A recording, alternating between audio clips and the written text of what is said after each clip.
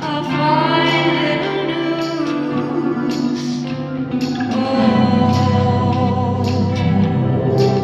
find it of you. I'll find little news. Oh,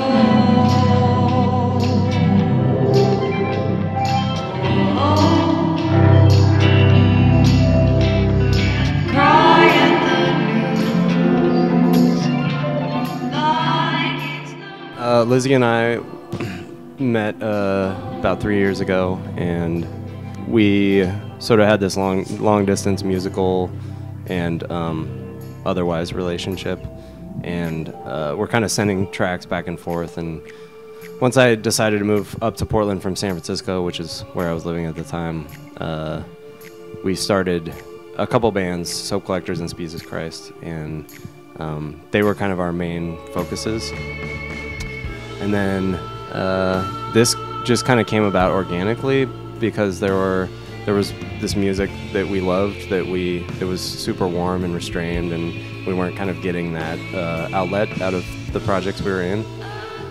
So we decided to record a couple songs and call it Radiation City, and we didn't have super grand plans for it. We just were just kind of doing it because we liked making that kind of music, and it blossomed from there. We actually, there's a website called Muxtape that a friend of ours started, and you can kind of anonymously put, make up a name and post stuff. So Phantom Lady, that's on the record, we just kind of posted that with a random picture and came up with the name sort of, randomly, and thought at least we would have it, there's something out there for people to kind of stumble upon, but it never had the intention of being any grand thing. I don't know. It's all been. I don't want to say easy, but it's all been very natural. It fits perfectly. Well, and having gone through this obviously isn't our first project, and even the other two, we've all been playing music for a decade, and I've played with so many musicians who are lazy and really hard to work with, but we all are really, really good friends, and it works really, really well. There is hope for us yet. We are young, we are wet. There is no time for despair, no time for regret. It's all for the best. And so it would begin. The best definition. The couple records that really inspired us to start making this music are very restrained records. They're these bossa nova records from the 60s, and they're all about sort of being as quiet as possible, but that comes out because we have these super quiet moments in the songs, but then we maybe it's because we're children of the 90s and grunge and that sort of thing. We're big fans of addition by subtraction, like the building and the building of the tension is really important, and a lot of times we try and hold off as long as possible with the payoff. I mean, eventually, there needs to be a payoff, for the emotional release, or just for the pop aesthetic of it, just for it to make it enjoyable for a listener. But we definitely want there to be those spaces in there where there's room to grow from it, We love this old music, but we can't help but be affected by our contemporaries.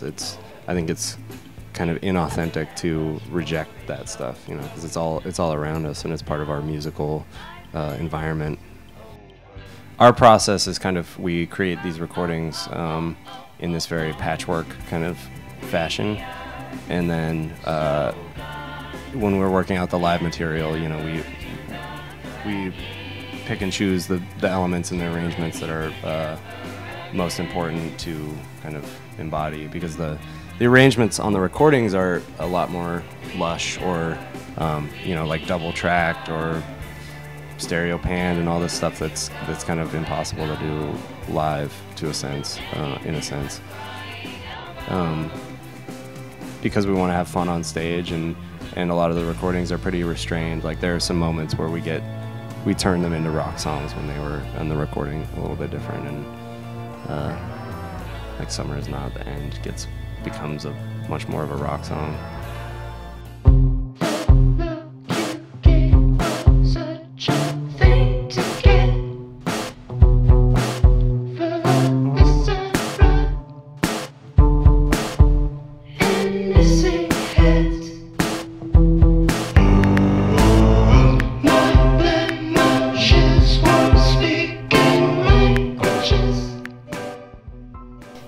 We have about 30 songs that not all of them are fleshed out yet, but 15 are, and we're talking about different options as far as, you know, EPs and when we will release the album, but it's not going to have the same content as the first one, lyrically and emotionally, but I think it's like, it's definitely moody, but more happy.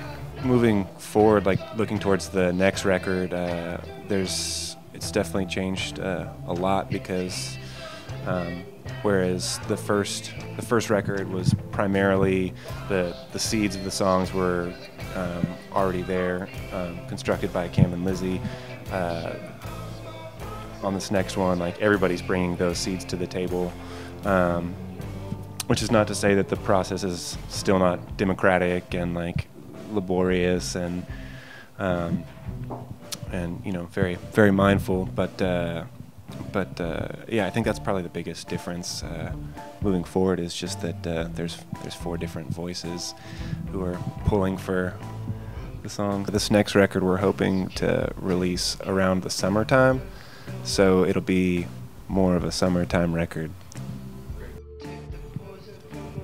Hey, we're Radiation City, and you're watching Baeblemusic. Let's keep making it so unsafe.